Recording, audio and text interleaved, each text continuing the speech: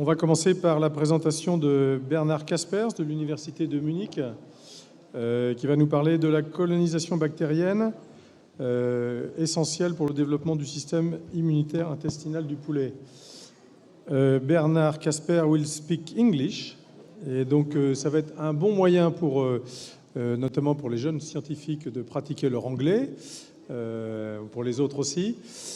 Vous pourrez poser des questions après en français, puisqu'on aura quelqu'un qui fera la traduction de ces questions. Et voilà, donc la plupart de ces diapositives ne comportent pas d'anglais, donc je pense que c'est accessible pour tout le monde. So Bernard, you have the floor for 30 minutes. I will do a small sign when it will remain 5 minutes only. Okay. So you have the floor, please. Yeah, thank you very much for the introduction. I did not understand anything. So with this, I want to apologize for not speaking French, not understanding French at all. This is why I sent my daughter to Paris to learn it, so I can ask her in the future. So I will present my talk in English. I hope it's understandable. And what I'm presenting, in fact, is work we've done in collaboration, in particular with Kati Schule and Philipp Felsch from INRA-Tour on the question of the impact of the microbiota on the development of the immune system. I mean, this is a pretty basic picture here, basically saying that we have a lot of pathogens and they try to kill our birds, but we also have, fortunately, they have an immune system as we do, and this will prevent the birds from dying from these pathogens in general. The question is, how does it develop? And we have learned over the years a lot about the development during the embryonic stage. We know precisely when what happens during embryonic development. We know what it looks like at hatch, and then we have little information on what happens after hatch. The simple reason is the early work was done by basic immunologists who were not interested in the chicken at all, but development. And afterwards, they were kind of bored about older birds. But I think it's important to look into this. Well, a lot of that is regulated by a genetic program. And that is good, because then we can use that information for genetic selection, for the resistance, which is done on purpose, or maybe quite often not on purpose, but it works. The other question is, after hatch, birds encounter an environment with a lot of microbes, and this is a challenge to the bird and the immune system. And the question is, how does a bird cope with these environmental cues? What is going on? And as you are all aware, the microbiome and the question, what does the microbiota do for the immune system, or in a crosstalk with the immune system and the host, has been studied intensively, and these are just a few reviews. Basically, all that stuff has been done in mice. That is of some help, because we can take it as a guidance, what has been learned in mice, but it may not really apply to our domestic animal species. A few groups in the world have looked into swine, used similar approaches to investigate this crosstalk, and basically nobody has really looked into the chicken system. So plainly spoken, we have a fascinating structure in the gut, also in the lung, which is covered by a monolayer of epithelial cells. This is very thin, and this is still fascinating me, because if you think about other barriers like the skin, it's thick and horny, and it's keratinized, it's very resistant. But in the gut, where we have a huge amount of microbes, we have only a single layer of epithelial barrier. And underneath, we have a whole bunch of immune cells sitting. In fact, the largest immune organ in the body is the gut. Most cells of the immune system are sitting in the gut. So work in mice has nicely shown that the microbiota is talking with the immune system, but also the immune system is talking to the microbiota. The immune system is talking to the epithelium, and the microbiota is talking to the epithelium, and then the cells talk with each other. So really a very complex network. And it becomes even more complicated if you think about nutrients. This is currently, I think, one of the real hot topics also in human immunology, where people try to address the question, what is the impact of particular food components or components generated from the feed through fermentation or biochemical processes by the microbiota? Does that impact directly on the cells of the immune system? And just one single example, because I'm so fascinated by it, butyrate. Everybody knows butyrate seems to do something. For a long, long time, nobody had an idea how that worked, until a receptor for butyrate was found on macrophages, which is binding as a cell surface receptor butyrate and then silencing the macrophages, making them anti-inflammatory. And that all of a sudden opened a complete new field, which is currently expanding quite quickly. But we will focus today on the question, what is the impact of the microbiota on the immune system in the chicken? And to address that question, we collaborated very intensively with the people at INRA in Tours, who have this beautiful germ-free facility. This is basically the mouse approach to raise birds which are sterile, they have no bacteria at all, and compare those with birds, let's say, more or less raised under standard laboratory conditions in a normal laboratory chicken house, and we call those SPF birds. And we have done that initially using a more holistic approach, using microarray-based gene expression arrays to get an overview, and not surprisingly, we got a lot of regulated genes. But what we found was immune function and developmental processes, which we focused on, because I'm an immunologist, so I don't understand the other stuff. But if you would like, if there is anybody who wants to have a look into the database, it should be available, I think, right?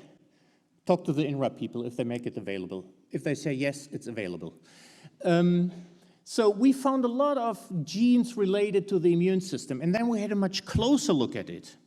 And what we found was overwhelmingly genes related to the B lymphocyte system. So B lymphocytes are those lymphocytes which produce antibodies. So that was basically antibodies themselves, like IgY or IgG, and the light chain of the immunoglobulin molecule, and a very important protein which is important for the IgA, which is secreted in the gut, the J chain.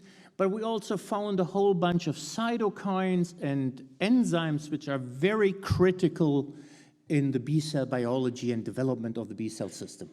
So the question was, is something wrong with the B cell system in birds which have no bacteria? So we did immunohistology in the next step and looked at a whole bunch of cells of the immune system. And since at least I think that not everybody is that familiar with the immune system, just very briefly, for didactic purposes, we divided into the innate immune system and the adaptive immune system. And the adaptive immune system has the lymphocytes, the B lymphocytes producing antibodies, and the T lymphocytes helping them.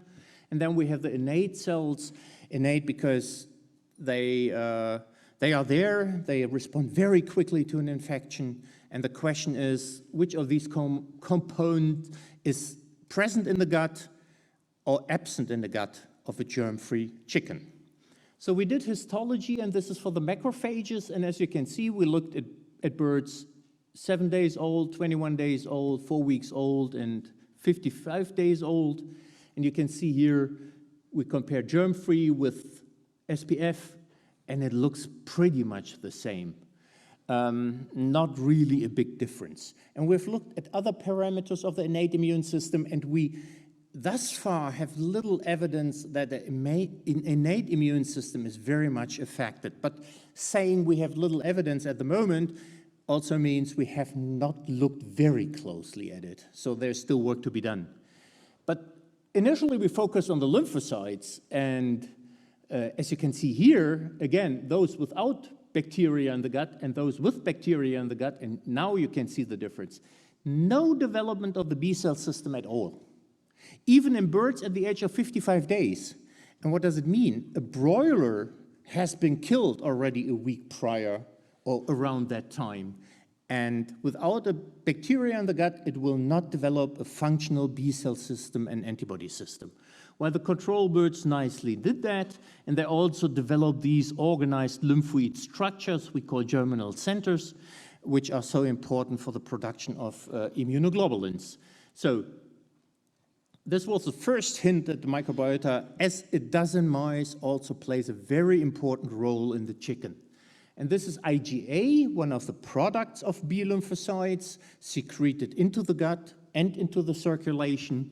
And as you can see here, birds without bacteria produce 0 IgA, while those with bacteria initially are pretty poor, but then it starts coming up, and at 4 weeks of age, they nicely can produce IgA, even as demonstrated by immunohistology. So this was the first strong evidence in favor of the idea that the bacteria are indeed important to support development of the immune system. And so the obvious next step was to put into germ-free birds selected bacteria. And we used basically probiotic bacteria.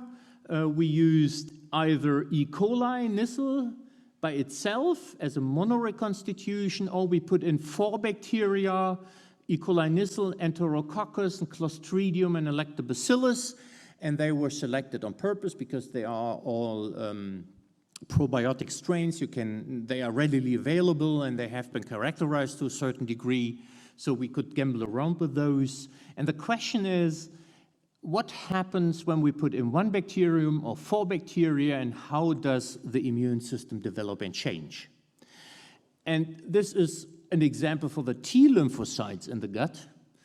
Don't mind what kind of T lymphocytes, it's a particular type of T lymphocytes, and if you are more interested in it, we can discuss it in the break. I would be happy to do that. But basically, take it as T lymphocytes, and you can see here a germ-free, very few T lymphocytes, very hard to find, while we find a lot of T lymphocytes here in the lamina propria and even below in birds which are raised under SPF conditions with bacteria. So what happens to the reconstituted ones? They got just E. coli, and I don't see much difference between those. They got 4 bacteria, and it seems as if they are moving slowly towards the SPF phenotype. So by having more T lymphocytes than those with just 1 bacterium or no bacteria. And you can see that here for the B lymphocytes, no B lymphocytes, essentially no B lymphocytes. By the way, I'm sure somebody will ask, here are some brown dots which look like B lymphocytes, and they are only sitting in the epithelium. And our marker for B lymphocyte stains a weird population, which is not a B lymphocyte population. We have no idea what it is. But the important message is if we put in 4 bacteria, then we get a picture which is a bit more similar to the SPF birds. So indicating that 4 bacteria already stimulated the development of the immune system, but not to the degree we wanted to see in comparison with, at that time, our gold standard, SPF. So the bottom line here would be we either have not selected the best 4 bacteria, which is very likely, because that was at random, basically, or we need even more. And there are papers out where people use 12 and 16 bacteria to achieve almost functional activity. So I think there is still a lot of work to be done to select in the future a more complex mixture of bacterial strains to drive them from here all the way to here. Okay, and this is for immunoglobulin A production, and you can see here the E. coli on itself does do something, but it's much more pronounced if you put in 4 bacteria, and we also measured those immunoglobulin levels in the blood. So we could nicely quantify, and the histology is always a bit tricky. You can hardly quantify. So here you can see these were the germ-frees, these were those who got 4 bacteria, and these were the SPF birds. They moved a little bit up, produced a little bit more IgA, but not to the level of SPF birds.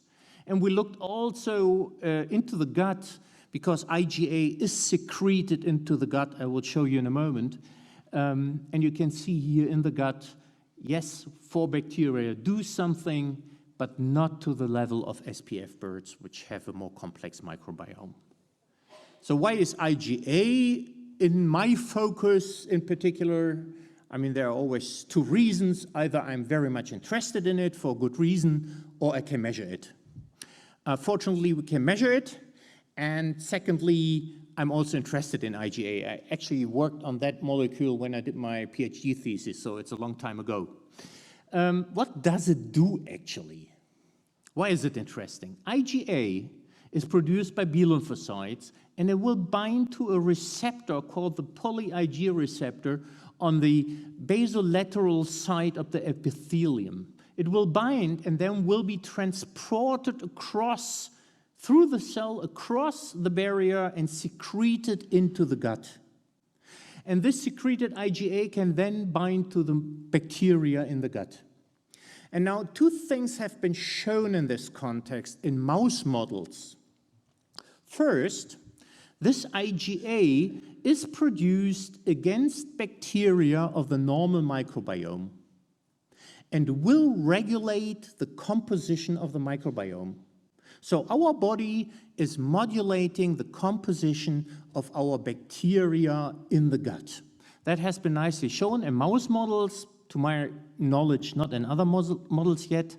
This is one aspect, and the other aspect is IgA may also bind to pathogens, here in red, and may be able to neutralize invasion or prevent invasion of bacteria and support excretion of bacteria by neutralizing basically in the gut content the bacteria.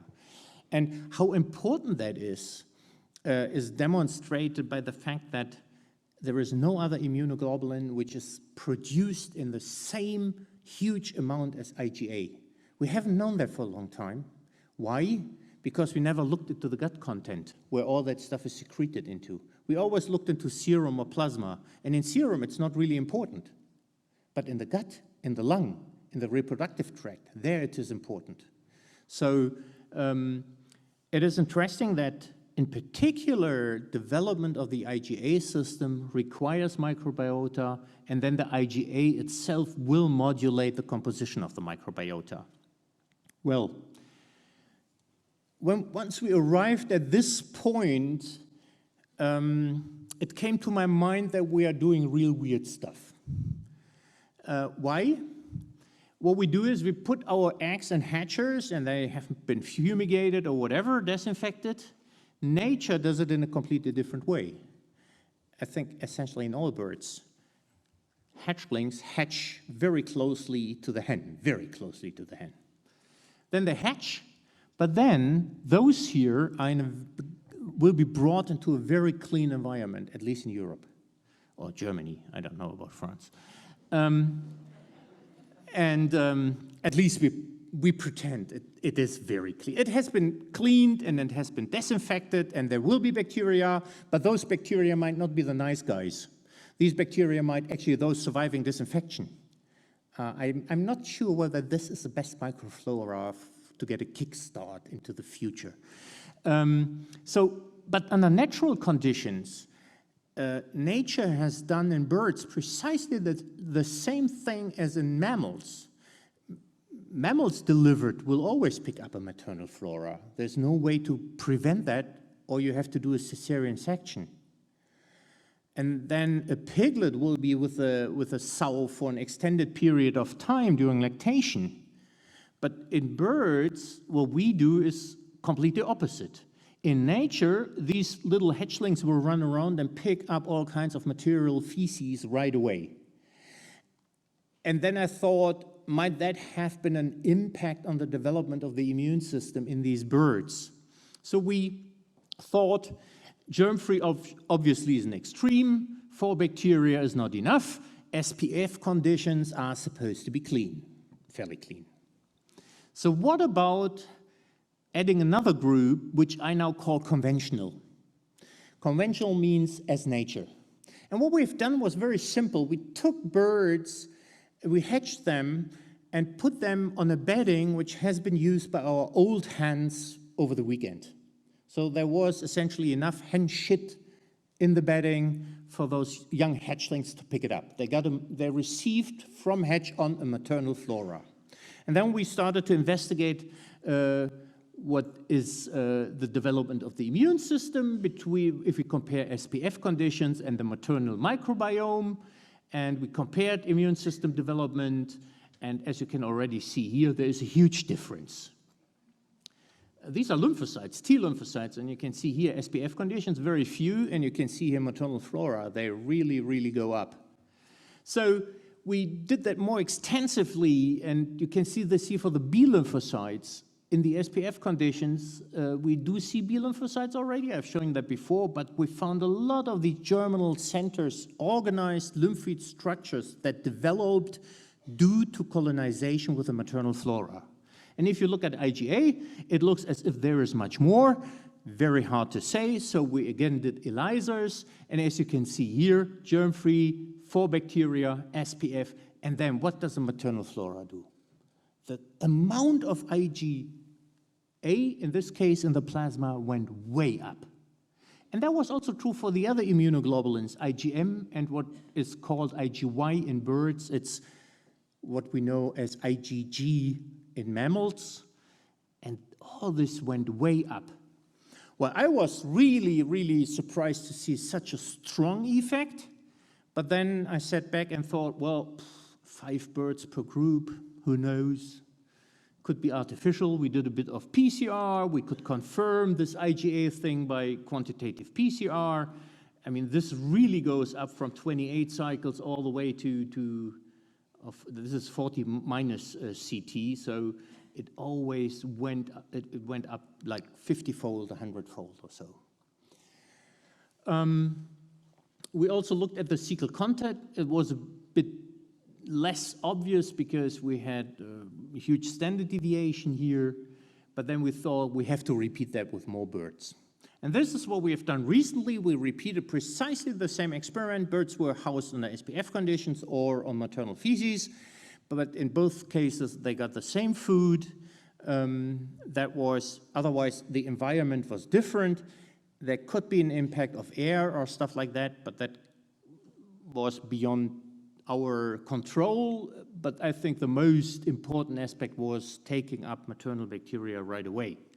So as you can see here, we have SPF birds and a group of conventional birds. We split those groups into 2. One half was not immunized and the other half received an immunization. And then we compared both groups, and as you can see here, whether immunized or not, there is no difference. So immunization does not bring up the total immunoglobulin level.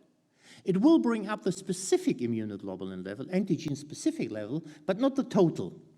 But putting in a maternal flora brought up the total level of immunoglobulins all the way to this level here for IgM, more obvious with IgY, and really obvious for IgA. So again, and this time that was an independent second experiment with larger number of birds, 17 on this side and 20 on this side. And so I think we can be confident that there is a very strong impact of microbial colonization with the right flora to enhance and support development of the immune system. And I think this will have a very important impact. If you think about the health of the animal, the stronger the immune system, the better it can control pathogenic infections. And my prediction would be, but we have to prove obviously, but my prediction would be that these birds are much better in preventing infection. 5 minutes? Perfect. So we also looked into the gastrointestinal content that was flat basically here in the SPF group, and you can see here, even though we have again a larger standard deviation, but that is not uncommon. And we went back to our data set with the microarray data and thought, can we pull more out of it? And when looking very closely, we found a gene which is called the poly-Ig receptor I already introduced. So in birds housed under SPF conditions, we already knew that this receptor, which is transporting IgA into the gut, is upregulated in birds who have a microbiome and is way down in sterile birds. So we wanted to know if this is really true, what the array told us, and we did a quantitative PCR. It's here on the right-hand side. So the IgA data I already showed you, and here is the receptor expression. It's not as obvious as this, but it's strongly upregulated in those birds having a good microbiota. So this receptor is expressed on the epithelium. So the basic question here was, is it because the birds which are raised under germ-free conditions don't have B cells, and then they have no IgA, and then they don't need the receptor? Or is it because the microbiota is missing in the germ-frees, and the microbiota is directly impacting on the epithelium and telling the epithelium to express this receptor? And we wanted to address that question. Or is it the B cell giving the signal? Well, that is a little bit academic, I know, but since I'm in a university, I have to do some academic stuff. So we wanted to address that question, who is in charge of upregulating this receptor? Is it the B cell or is it the microbiome? And what we basically did then was we compared birds without a microbiome, germ-free, and wondered whether the receptor is then gone, or we had birds with a microbiome but without B lymphocytes, and wondered whether in this particular case, if they have no B cells but the bacteria, whether it's gone or not. That was easy to address nowadays. So we had a number of birds. We had the germ-free birds, no flora, no B cells. We had SPF birds, flora plus B cells plus IgA plus a receptor. And we have genetically modified birds where we have a knockout of the B cell system. So these, we have knocked out the immunoglobulin gene, and these birds cannot produce B cells and immunoglobulins anymore. So these are true knockout birds, not bisectomized. And these birds have a gut flora, but they definitely have no B cells at all. And we compare those with wild-type birds. Wild-type, in this case, would be conventional. They have even more IgA. Do they have even more of the receptor? And then we had germ-frees. And in this particular case, thanks to the colleagues at INRA here, they spend a lot of time to actually set up this particular part here to kill this 4X flora and to give this flora a couple of times per week to the birds so they receive a dead flora. So all the bacterial waste and products, but not living bacteria. And the question was, do we need living bacteria? Or if we need bacteria at all, do we need living, or can it also be dead? So here's the data. It's just one figure. This is SPF, and it's fourfold up in comparison with germ-frees. So this is all in comparison with germ-frees. Wild type, it's a little bit higher. The 4X killed, as you can see, even if you kill the bacteria, the bacterial products called microbiome or microbiota-associated molecular patterns as a whole were able to induce it, not as well, but they were able to induce it. And birds without B lymphocytes also nicely induce the receptor, even higher. I have my theory why. It's not important at this point. But I think with this, we could clearly answer the question. The microbiota was turning on the receptor. It impacts, in summary, on the development of the immune system in the gut. It impacts on at least one aspect, which we have now demonstrated on the molecular level, for the development of the epithelium, and there is a lot more to be done. So in conclusion, Early colonization is essential for the development of the immune system. A fully developed immune system is essential to control pathogens. I think we all agree on that. And supporting immune system development will help to improve animal health, animal welfare, and may also help to improve vaccine responses and stuff like that. So, and this may help to reduce antimicrobials. I mean, this is a sentence for those who may hopefully give us some money to do research. Basically, the technologies are now there. We have the germ-free technology. No, the folks at INRA and TUA have the germ-free technology. The microbiology is highly advanced nowadays, even though culturing of most of these bacteria is still a challenge, but we can culture a whole bunch. We now have the reverse genetics in birds, so we can use knockout birds to investigate the immune system in its function and development more precisely. And finally, we have nice readouts now due to the work I have presented today and more work which we have done, nice readout systems to track and to quantify the development and the functional development of the immune system in chickens. So the technology is there, and we intend to use it to go on and get a better understanding of what is required with regard to microbial colonization to get a healthy bird out to the chicken house. And as you all know, I mean, people are doing that stuff, right? There are products like broiler and Avicole, not really licensed, but they are used by people in the field, and they seem to work. People in the field, at least feedback I receive, say, well, we are sure it works, it helps. So it's not really a completely new idea. It's only that we now were able to use defined models to really demonstrate it. So basically, we want to use established technologies to identify the microbiome, to see how it supports development of the immune system. We hopefully can culture a good bit of them in the future. We want to prove that this flora, which we can select from that work, will improve immune system development and pathogen control. And with this, I come to the end and would like to thank the people. This is Sarah Lettmann, who did a lot of work in collaboration with our colleagues in TUA. Unfortunately, she decided to become a real veterinarian, moved out of the lab, and is now working 24 hours in a small animal hospital. She basically lost her life.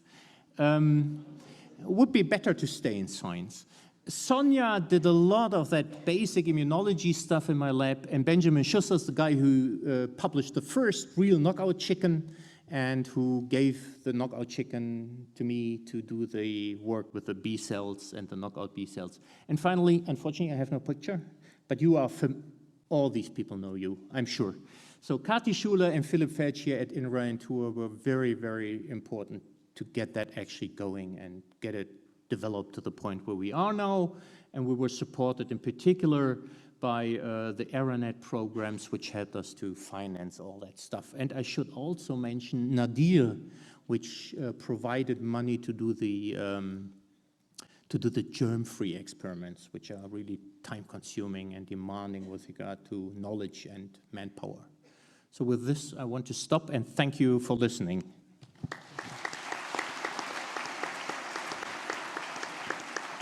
Thank you, Bernard, for this good example also of European cooperation, which is not so common in these days. Cathy, si tu veux monter sur la scène pour faire la traductrice, Cathy Schuler, donc aussi co-auteur de l'article.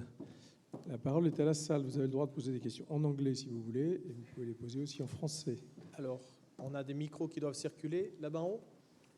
Amin Benarbia from Norfield Society. Thank you for this very exciting talk. You know that microbiota is a kind of organ, very exciting. My question is about that in nature we have either microbiota, so we have not germ-free.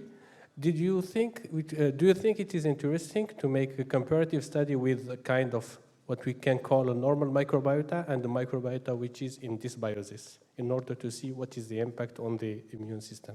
Thank you. Yeah, I think this is essentially where we have to go to. You are exactly right. I mean, one thing I'm planning to do is to go into a broiler house.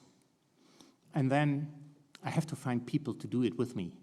To go to a real commercial broiler house, put in the broilers as they do it regularly, and then have part of the broiler house where I dump in maternal feces.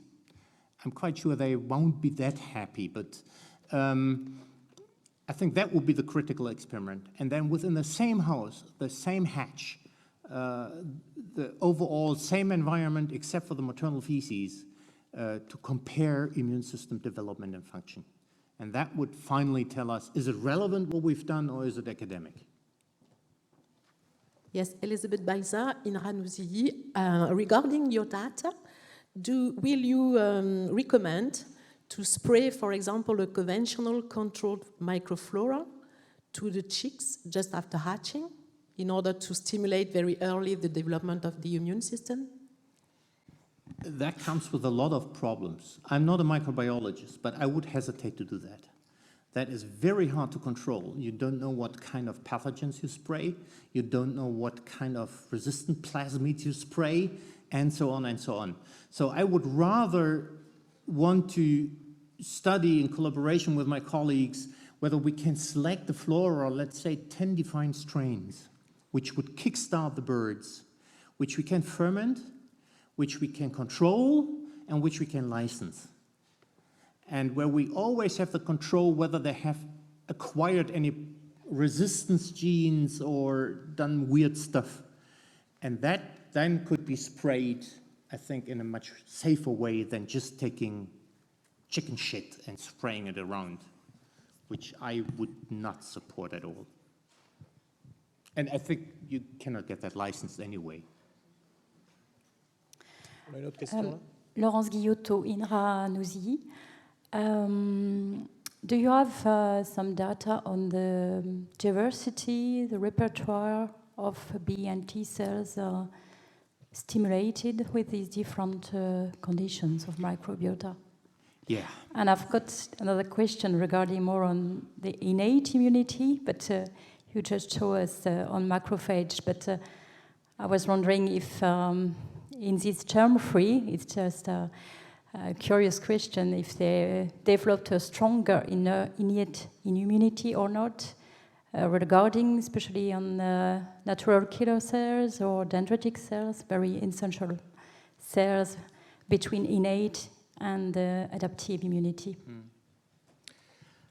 Again, exactly what we plan to do or what is underway, but I must say B and T cell repertoire analysis is also demanding stuff, in particular in chickens, in particular in the B cells in the chickens, because they do gene conversion, and that is scrambling up a lot of the standard bioinformatic tools. So it's demanding. But to answer your question, it's done. It's underway, I would say. It's underway. It's still underway in Oxford. Adrian Smith in Oxford in the zoology department is doing that stuff. He got the samples from our experiments, and he is looking very precisely at B-cell and T-cell receptor repertoires. And in T-cells, he's also looking at alpha, beta, gamma, delta T-cell receptor repertoires. And yes, I can tell you in mice, it has been shown that monomer reconstitution with the E. coli nissel, that was just by chance. We selected it, and at the same time, a guy called Oliver Papst at that time still in Hanover, Germany, decided to use exactly the same strain in mice. And he showed, he was much faster than we are, he showed nicely that there is, this single E. coli will already enhance diversification of the B-cell receptor repertoire for the IgA. As to your second question, the innate immune system, we have basically done histology. I mean, we were pretty much focused on the development of the adaptive immune system, but you are exactly right, and people in Kati Schuler's lab or place are looking into defensin expression work, and that will be interesting with regard to natural killer cells. We have very little tools to study natural killer cells. We know almost nothing about natural killer cells in chickens, and the same is true for dendritic cells.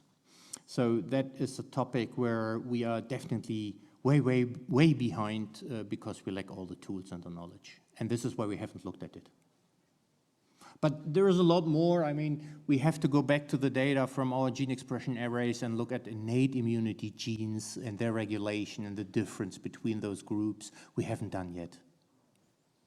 It's more the right-hand side asking questions. Y a-t-il une autre question? Je ne vois pas de main se lever. Thank you. Thank you very much.